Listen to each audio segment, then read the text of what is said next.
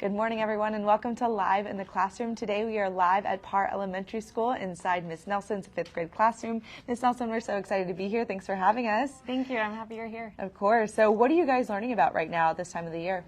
So at this time of the year, we've just finished up a unit. We've been doing a lot of finishing the testing, but we've been really studying all genres and working on teaching all genres throughout a unit. And so it's been really fun. We've talked a lot about conservation and stuff lately. So yeah. All right. And so what were you guys going to be doing in class today? So today we're going to be looking at plot elements in poetry. Based off of one of the tests, we noticed that was something that kids needed extra practice in. And so I decided that we were going to take a poem and look at it through a plot mountain so that kids could kind of see how sometimes a poem has that plot structure, not just the structure of lines and stanzas. And you are a fifth grade teacher, so how do you guys get ready for the students to send them off to intermediate school next year? Yeah, so we add a lot of accountability when we get to fifth grade. We like students to show that responsibility within the classroom and really increasing the complexity of the text that they're reading. And so we have a lot of opportunities to work with more complex texts. The plot elements get a little bit deeper than they've seen previously, and sometimes the conflict or the resolution or the climax isn't as obvious as it is in those younger grades. And so really working with the kids to help them draw conclusions and infer and kind of figure out those elements as they look at the text. And we're going to see some of that today. Absolutely. All right, we'll get started. Great, thank you. All right, everybody. So I'm excited. Today we're going to go ahead and be talking about plot and poetry. I know that we've talked about a lot of different poems already throughout this year, and we're going to be looking at another poem today.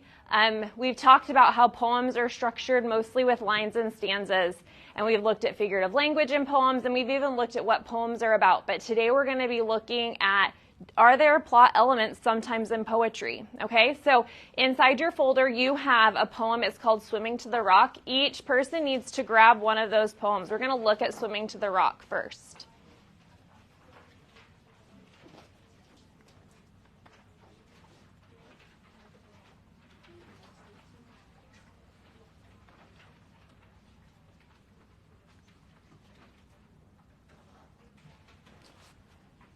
All right, so I've got a copy of the poem up here, but you should have a copy of the poem in front of you as well. Now, the other papers you can just put right back in your folders. Okay, this poem is by Mary Atkinson. We're not going to talk a lot about it before we read it because I want you to kind of have the opportunity to discover for yourselves what this poem is about. I'm going to read it out loud all together, and then in just a minute, you guys will read it to your partner, and I'll give you a little task to do with it as well, okay? So listen up and follow along with your eyeballs as I read Swimming to the Rock. My father and brothers are swimming to the rock. Come with us, they call to me, and I say, maybe next year. The rock is very, very far away. I sit on the dock with my peanut butter sandwich. I watch them dive into the water and swim into the distance, their kicks and splashes and elbows getting smaller and smaller as they near the rock. It takes them a long time. They arrive and pull themselves to stand and wave their arms in the air. I can't see it, but I know their hands are in fists. I can't hear it, but I know they are cheering. Even the loons call to celebrate their arrival.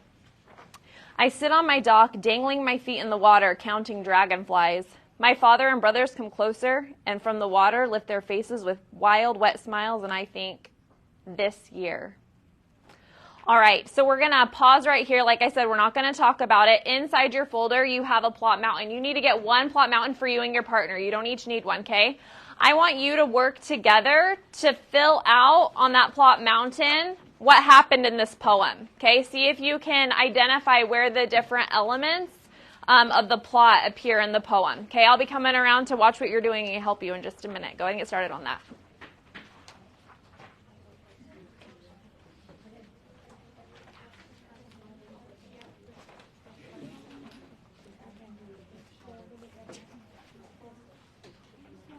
You can go ahead and read the poem again a second time if that helps you with your partner. Are we allowed to write on the poem? Yes, you may write on the poems. That's fine. Mm-hmm.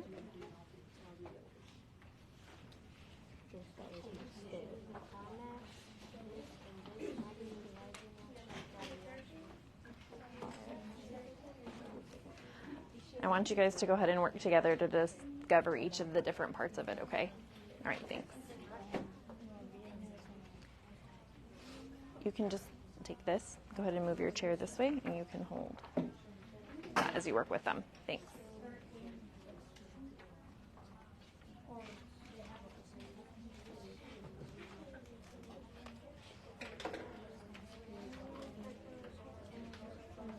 You just need one for both of you. You can put this one back. Mm-hmm.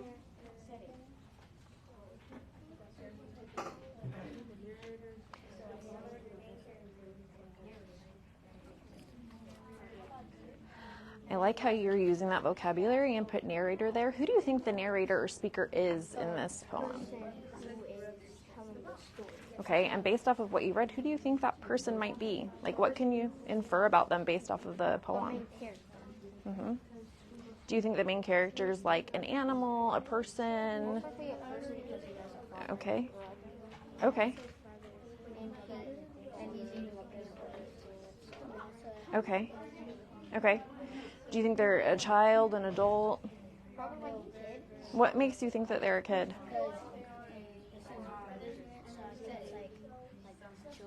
Okay. Okay, good. So let's go ahead. We're going to take out narrator here, and I want you to put something a little more specific based off of what we just talked about, okay? Thanks.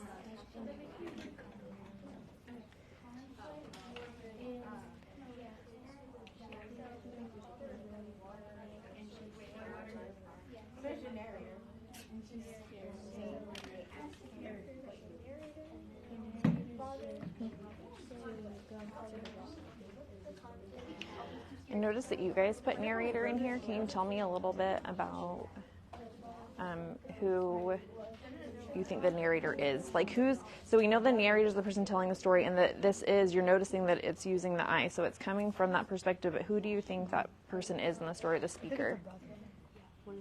One of the brothers? Okay. Okay, good. Because they were saying, they wanted to, swim together to the rock, but it was very, very deep. Mm-hmm. Yeah. Okay, good. I'm glad that you used those clues within the text to kind of figure that out.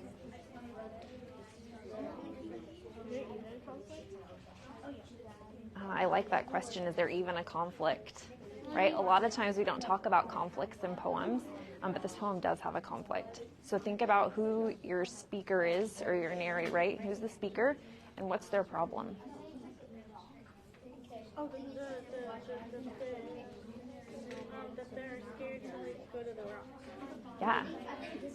That's awesome. Yep, so you can go ahead and write that in as the conflict. How are you guys doing over here? Oh, we're doing good. Just went to So a lot of people have been writing a narrator. I want you to think about specifically, because we're kind of talking about it as a story and it is the narrator, but who is the narrator in this story? You think it's a girl, probably? Okay, good.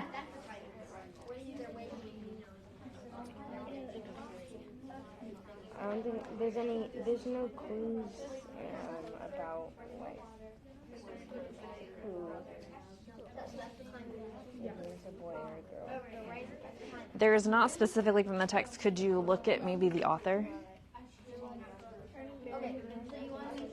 So we don't know for sure, right? The poem itself doesn't give us clues if it's a boy or a girl. The author is a girl, so maybe it's a girl. Maybe she's writing about her own experiences. I don't know. Yes. What do you mean? I need to restate the sentence that rising action is, because I'm thinking since it's already pointing to No, you can't do that. It's just kind of like going through and telling it again. But if you do, it's fine. There's not a right or wrong way to do that. Why doesn't the narrator want to go to the rock? Do you think that's important in the conflict? Very, very far away. Because he or she thinks it's very far away. And why would that be a conflict or a problem? Because maybe the narrator is afraid of deep water, Maybe they're afraid, right? or they can't swim. I love how right here in the poem it says the rock is very, very far away. And this line stands all by itself. Do you think maybe the author's trying to show right there how that is, they kind of are afraid, right? They're highlighting that fact that it's so far away, okay? So let's go ahead. I love this conflict that you have. You're on the right track. But what more could you add to it to help us better understand? Doesn't want to go to the rock because he or she thinks it's very, very far. Yeah, or is afraid because it's very far away. Yeah, I love that. Great job.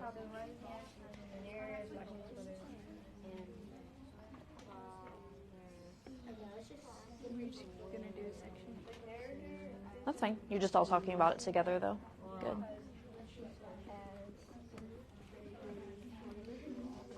Good. You guys identified the conflict correctly.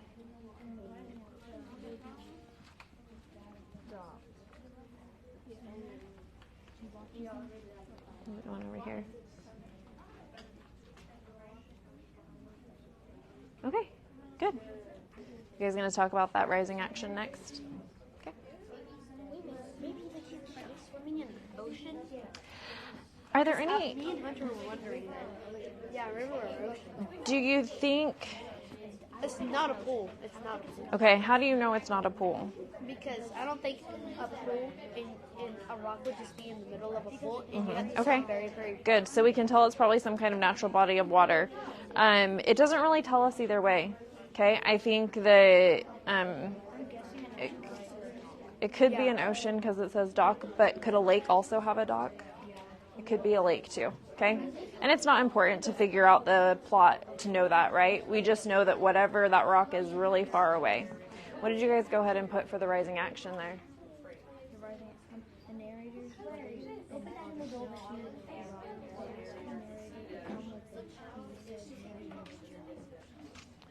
Okay. And then what did you pick for the climax? I'm curious what people are picking for We're that. still working on it. What are you thinking it is? What were you starting to write there?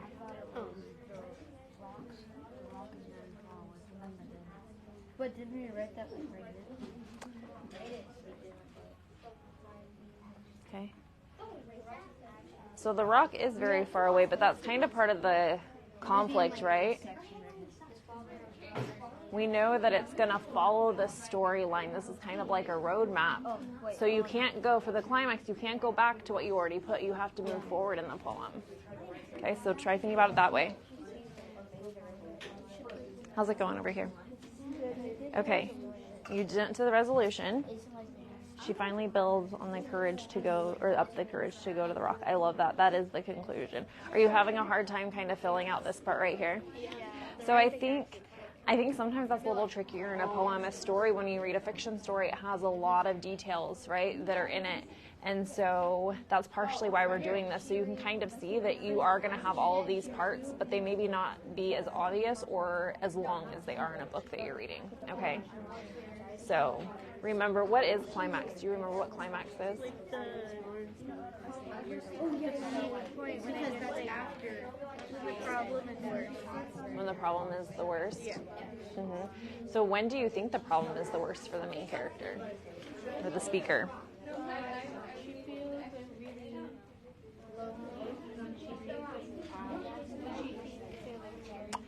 I'm so glad that you caught on that she was lonely, okay? Because they're trying to show that contrast there. What part shows you that she's lonely? What stanza? Or can you read the lines for me?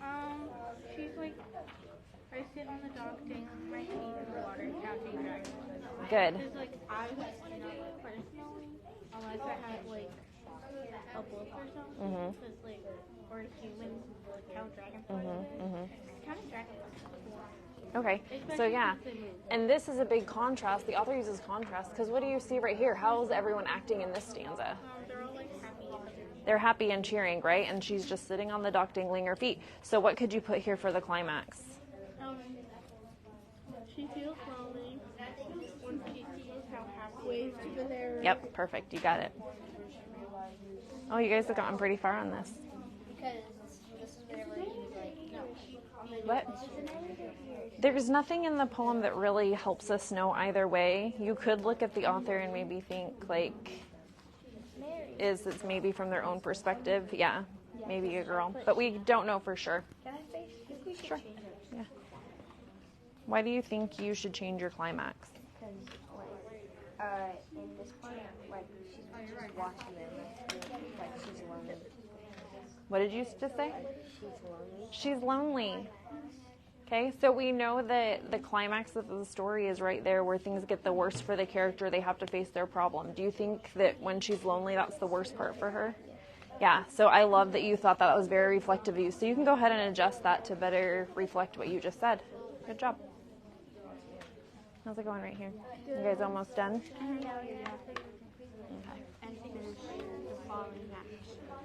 Okay. Good, you guys are right on the right track. Okay, how's it going right here? Go to the rock, but the child is scared to go. Okay. What do you think is the climax? He says like he's scared to go to the rock. He's lonely. Okay, those are two different things though. So you already said here for the conflict that he's scared to go to the rock. So could you say that again there, or does it have to be something else probably? Okay. So what's the other thing that you talked about that it could maybe be? He could be lonely. How do you know he's lonely? Because he's all alone. He's sitting by himself. Show me in the poem where that happens. Where's your evidence? I sit on the dog dangling my food in the water. Yeah, that doesn't say that he's lonely. How do you know that the speaker is lonely there? I'm not trying to trick you. It's in the right spot, but I want you to tell me how you know that that character is lonely there. Dangling my feet in the water. Okay. You think it's that part? You think that's the climax? Yeah.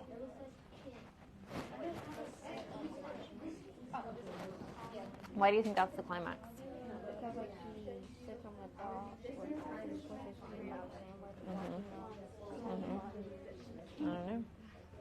We're going to talk about it all together in just a second. Are you guys almost done? All right, give me 5. I know some of you were all the way finished. I know some of you didn't get to finish all the way, but I think you've had a good chance to talk to your partner about it. We're going to go ahead and look at it all together. I'm going to show you my plot mountain, and you can compare it to yours to see how you did, okay? Let me pull up my...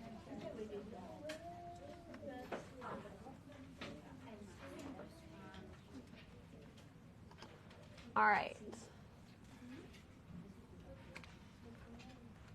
All right, so here is my example. All right, so characters, I put the girl, her father, and her brothers. Some of you put a boy. It doesn't really give us clear indication in the poem whether the character is a boy or a girl, okay? So you could also say the speaker. I said the setting, a beach they visit every year. It doesn't tell us if it's a lake or an ocean, okay? And then I said the conflict is the girl is afraid to swim to the rock with her dad and her brothers, okay? Yeah. So do you guys get about the same thing? Yep. Okay, that's what I was seeing as I was going around. Rising action, I went ahead and put the girl watches her father and brother swim out to the rock while she sits on the dock. Okay, did you guys get that for your rising action? Okay. And then who wants to share what they put for their climax? Emma, go ahead. She feels lonely when she sees how happy everyone else is. Yeah, okay, so we had those two stanzas. You see a big contrast, okay? Her brothers get there, they pull themselves, and she talks about she can't hear them, but she sees them waving their fists and just being really excited on the rock. And then you get to the very next stanza, and what's happening? What's her body language like? She's sitting, she's just dangling her feet in the water. And so I was really proud of a lot of you being able to pick out that climax, because sometimes in a poem like this, the climax isn't quite as obvious. But this is where she really is, things get the worst for her. She's facing her problem because she realizes they're off having fun and she's stuck here at the dock, lonely and by herself, okay? So for falling action, she watches her father and brother swim back, and then what was our resolution? How do things finally get resolved for our friend here in this? Nolan? She kind of like gets the courage and she goes and she swims out to the dock of Yeah, okay. Does she actually swim out to the dock in the poem? No, she doesn't actually do it. But she says, and she finally makes that decision, like, this is going to be my year that I'm going to do this. Okay? So hopefully now you can see that with some poems, they are going to tell a story. And you can use a plot mountain or think about those plot elements in that poem and be able to identify them to help you understand the poem. Let's look at a few questions that are going to help us analyze a poem. I'm going to go ahead and minimize right here and come back. Okay.